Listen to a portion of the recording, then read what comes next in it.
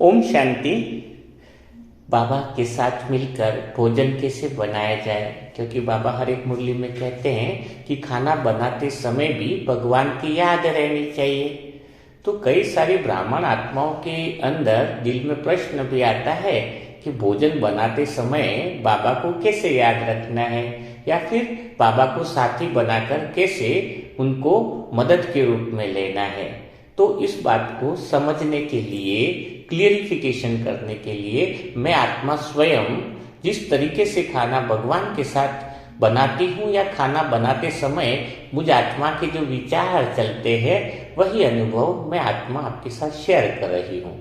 लेकिन मेरे इस अनुभव को समझने के लिए दो बातें अच्छे से समझनी होगी कि भगवान के साथ खाना खाते कैसे हैं, भगवान के साथ खाते समय उनकी याद कैसे रहे। पहले इस बात को समझेंगे, फिर खाना बनाते समय कैसे मदद लेते हैं वह बात समझेंगे।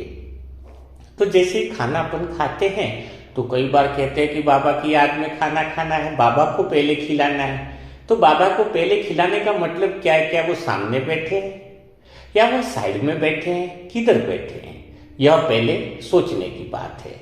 दूसरी बात सोचने की बात यह है कि भगवान तो अभोक्ता है, एक्चुअल में वो भोजन का सेवन नहीं करते। शिव बाबा को तो अभोक्ता कहते हैं ना। तो इसका अर्थ क्या है? यानी वो उस भोजन की वासना जो है वो जरूर लेते हैं। यानी वासना का अर्थ हुआ कि जैसे अपन ने कोई सब्जी रोटी बनाई है या पोहे बनाए या मिठाई बनाई, तो उसकी वासना का अर्थ है कि उसके अंदर नमक कम है या उसके अंदर जो टेस्ट है, स्वाद है उसकी वासना। जैसे अपन ने भगवान को भोग लगा रहे लेकिन उसमें नमक ही नहीं है, तो फिर वो भगवान जो वासना लेंगे उसकी, तो भोजन नहीं करे लेकिन उनको ये अनुभव होगा कि ये टेस्टी तो नहीं बना है, नमक कम है, ये है। तो इसलिए हर चीज कितनी एक्यूरेट बनानी चाहिए कि भगवान को मैं जब भोजन का भोग लगाऊं, भगवान को मैं भोजन स्वीकार कराऊं, तो ये अनुभव होना चाहिए कि हर चीज कितनी परफेक्ट बनाए तो कितना अच्छा रहेगा। ये बात हो गई। दूसरी बात, जैसे खाना खा रहे हैं तो एक बात बहुत अच्छे से समझो कि जहां तक मैं आत्मा अनुभव करती हूँ, अगर बाबा को सामने बैठा कर भोजन कराए तो क्या हाथ लेके उनको सामने खिलाएंगे? हाँ, और एक बार खिला दिया तो भूल जाएंगे? फिर ऐसा तो पॉसिबल नहीं। तो सबसे महत्वपूर्ण बात यह है कि देखो, शिव बाबा हमेशा किसके तन का सहारा लेते हैं? बाबा ने स्वयं बोला है कि मैं क्या करता हूँ, इस धरती पर साकार शरीर का साथ लेता हूँ। जैसे वो ब्रह्मा बाबा के तन में आए, गुलजार दादी के तन में आए, तो गुलजार दादी को जब खाना खिलाते हैं तो सोचते हैं कि बाबा को ही खाना खिला रहे हैं। जब गुलजार दादी को कैंडल लगाते हैं, वो बर्थडे का करते हैं, तो क्या लगता है कि बाबा जब अपना बर्थडे मनाते हैं तो बाबा कैंडल जला रहे हैं। तो शिव बाबा सारे कर्म किसके द्वारा कर रहे हैं? उस समय गुलजार दादी के तन के द्वारा कर रहे हैं। तो जब गुलजार दादी को जैसे भोग खिलाते थे, जब बाबा का अवतरण होता था, तो क्या अनुभव आता था कि भगवान को भोग खिला रहे। वैसा ही अनुभव स्वयं को करना होगा। मैं आत्मा तो स्वयं ऐसे ही अनुभव करती हूँ जैसे कि शरीर किसका है। ये शरीर जब कहने के लिए तो नहीं दिया, ये शरीर स्वयं किसका है? भगवान को दिया हुआ है। ये जो मुख है वो मेरा नहीं है, बाबा का है। तभी तो अभी भी जब मैं आत्मा बोल रही हूँ तो ऐसा लग रहा है कि बाबा ने ही इस मुख का सहारा लिया है और बाबा बोल रहे हैं। तो जब शरीर बाबा का हो गया, ये हाथ भी बाबा का, मुंह भी बाबा का, हाँ, पाँव भी बाबा के, तो सभी बाबा के हैं। तो जब मैं आत्मा खाने का कोई निवाला लेती हूँ और मुंह में जैसे डालती हूँ तो ऐसा लगता है कि पहले मैं आत्मा नहीं खा रही हूँ, ये मुंह किसका है? बाबा का है। और बाबा तो तन का सहारा लेता है। मना बाबा ने जैसे कि ये शरीर जो है वो मेरे दोस्त का है, मेरे साजन का है और मेरे बाबा का है। तो जैसे ही पहला निवाला भी खाया तो कैसा अनुभव होता है कि मैं नहीं खा रही, बाबा को खिला रही हूँ। बाबा कैसा लग रहा है? बहुत प्यारा लग रहा है, मेरे दोस्त आप भी खा लो। तो जैसे अपन मुंह में खाना खाएं और निवाला खाएं तो ये अनुभव करना है कि मैं नहीं खा रही हूँ, मैं अपने बाबा को जो भी संबंध बनाए, जैसे बच्चे का है तो भी मैं बच्चे को भी इतना प्यार से खिलाती हूँ कि मेरा बेटा खा ले, बहुत प्यारा बना है। फिर खाया, फिर और बेटा एक निवाला और खा ले, बहुत प्यारा, अच्छा है, इससे मजबूती भी आएगी। और फिर मैं खिला रही हूँ अपने मन और बुद्धि से, और शरीर बाबा का समझाए। कई बार मन बुद्धि बाबा को दे देता हूँ और शरीर जो है वो बाबा मुझे खिला रहे हैं। यानी संकल्प अब किसको दे दिया? बाबा को। और कुछ समय बाद यह भी अनुभव कर सकते हैं कि शरीर कुछ टाइम के लिए बाबा ने निमित्त बनाकर मुझे दिया है, और खाना खिला रहे तो स्वयं भगवान मुझे खिला रहे हैं, क्योंकि अब की बार मन किसको दे दिया? बाबा को दे दिया, तो बाबा मुझे खिला रहे हैं। कभी अनुभव करना है कि मैं बाबा को खिला रही हूँ, और कई बार अनुभव करना है कि बाबा मुझे खिला रहे हैं। तो चलो शुरुआत करते हैं खाना बनाने की। तो जैसे खाना बनाते समय कोई भी संबंध आप साथ में ले सकते हो, उस संबंध के साथ उसका अनुभव कर सकते हो। तो जैसे कि आज मुझे आत्मा ने ये भिंडी की सब्जी बनाई थी बाबा के साथ, तो वो अनुभव मैं आपको बताना चाह रही हूँ। तो मुझे आत्मा ने साजन के संबंध के साथ यह जो सब्जी थी वो बनाई। चपाती तो सुबह बाबा के बाप के रूप के संबंध के साथ बना ली थी, लेकिन अभी जो सब्जी बनाई है वो साजन के साथ बनाई है। वही अनुभव मैं आपको बताना चाहती हूँ कि जब साजन के साथ बना रहे तो ये अनुभव करो कि शरीर किसका है? साजन का है। हाथ पाँव मुंह जो है साजन का है। कई बार मैं आत्मा निमित्त बन जाऊंगी और मन बुद्धि साजन को दे दिया। तो चलो शुरुआत करते हैं खाना बनाने का, ब्रह्मा भोजन भिंडी की सब्जी। तो हे मेरे साजन, चलो चपाती तो बहुत सुबह ही प्यारी करारी चपाती तो तैयार पड़ी हुई है, बन चुकी है, अब खाली अपन को सब्जी बनानी है। मेरे साजन, आज आप फ्री भी लग रहे हो, तो आज आप मुझे आत्मा की पूरी मदद करो। आपके साथ मिलकर खाना बनाने का जो मजा है वो शायद कहीं नहीं मिलेगा। आपके साथ तो खाना बनाते समय मुझे समय का भी पता नहीं चलता है, और खाना ऐसे बन जाता है मानो चुटकियों का काम हो। तो मेरे प्यारे साजन, आप पूरा टाइम मेरे साथ रहो आज सब्जी बनाने के अंदर, और ऐसी सब्जी बनाओ जिसके अंदर प्यार स्नेह की इतनी खुशबू आ जाए कि पूरे गली मोहल्लों में दूर दूर तक चली जाए, दूर दूर तक की पता चले कि आज तो ऐसा ब्रह्मा भोजन बना है कि मानो स्वयं देवताओं ने आकर बनाया होगा।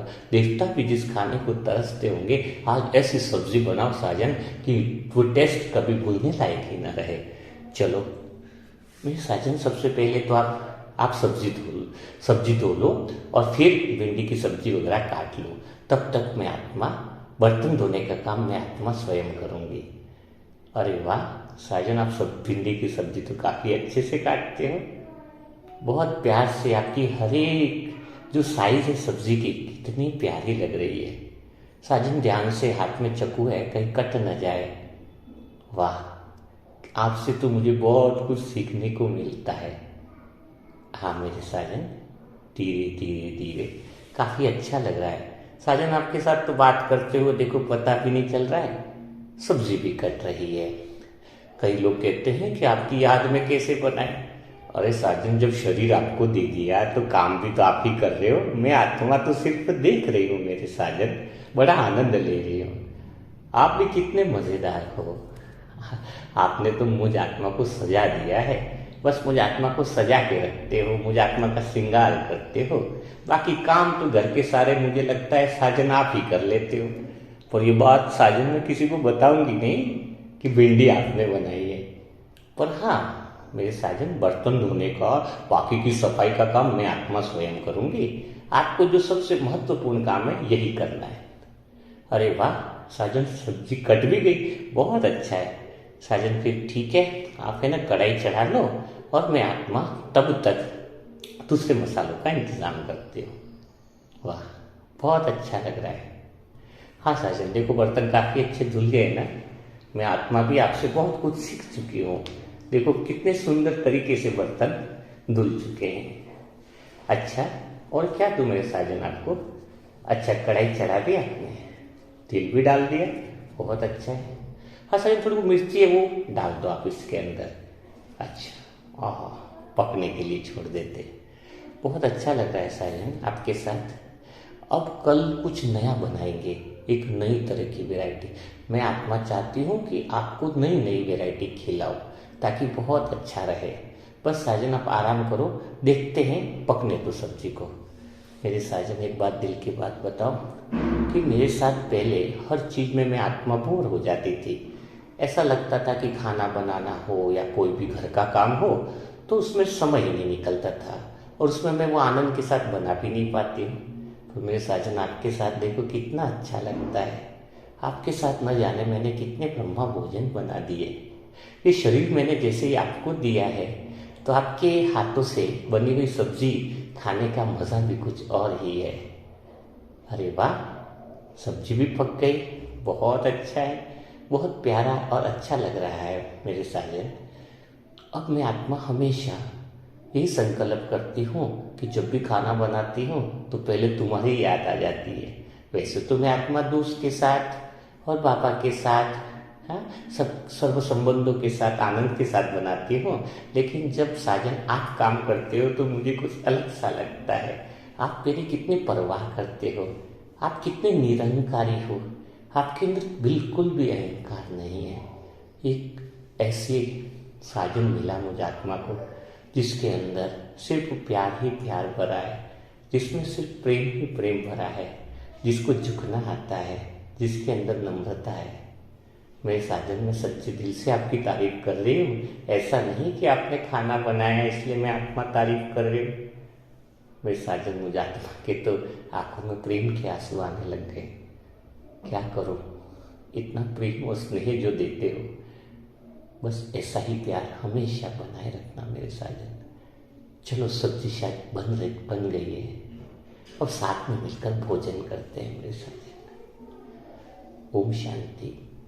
तो मैं आत्मा आपके साथ आपको यही बताना चाह रही हूँ कि अगर भगवान के साथ मिलकर खाना बनाने का अर्थ है कि कभी शरीर उसका दे दिया, तन बाबा को दे दिया, तो जो भी काम हो रहा है हाथ से वो बाबा कर रहा है और बाबा मदद कर रहा है। कई बार शरीर खुद निमित्त बन के खुद ले लो और मन से बाबा अपने को बात कर रहे हैं, यानी जैसे मैं थाली बाबा को परोस रही हूँ। तो उस तरीके से दोनों चीज़ों का एक बैलेंस बना करके जब बाबा का अनुभव करते हैं, साथ का अनुभव करते हैं, तो ऐसी आदत पड़ जाती है कि खाना बनाते समय कर्म करते हुए ऐसा अनुभव होगा कि मैं बाबा के बिना खाना बना ही नहीं सकती।